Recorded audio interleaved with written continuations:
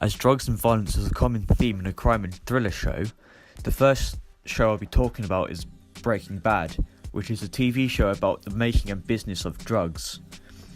The main character of the series, Walter White, is portrayed to be an outcast and somebody who isn't interested in the consumption of drugs. And we wanted to portray this image on to our main character, who ends up digging up the drugs, although keeping the money for himself. Also, Walter White is constantly running away from people in the drug industry that he has business with, and we decided to use this same characteristic with our main character for our sequence, as he is running away from a gang of drug dealers. Our character is set to look like a rough drug user, like the drug dealers in Breaking Bad. Some of these characters have a mixed colour palette in terms of light and dark tones. We applied this to our character, using a grey hoodie and a light jacket, as well as brown trousers. As for a set, we realised that an isolated location is an important convention of thriller films. So we used an isolated hut in the middle of the woods, which is like a film called The Blair Witch Project, where characters find themselves in a hut in the middle of the woods. We used a cat and mouse chase for the opening sequence of our film, to where the main runner is running away from a gang of drug dealers.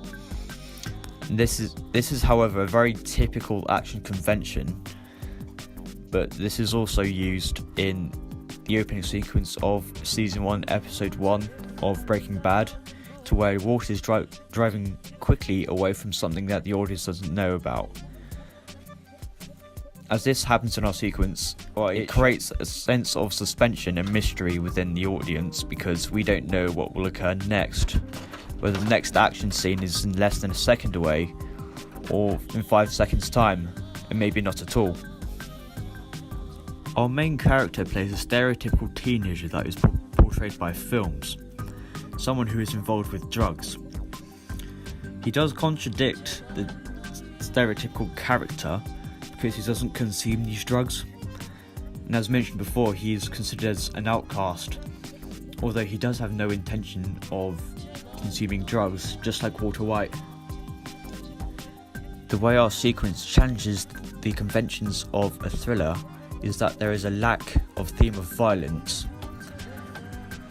There's also a lack of exaggerated diegetic sounds, as we don't really need to use them, and also because there's no action scenes involved.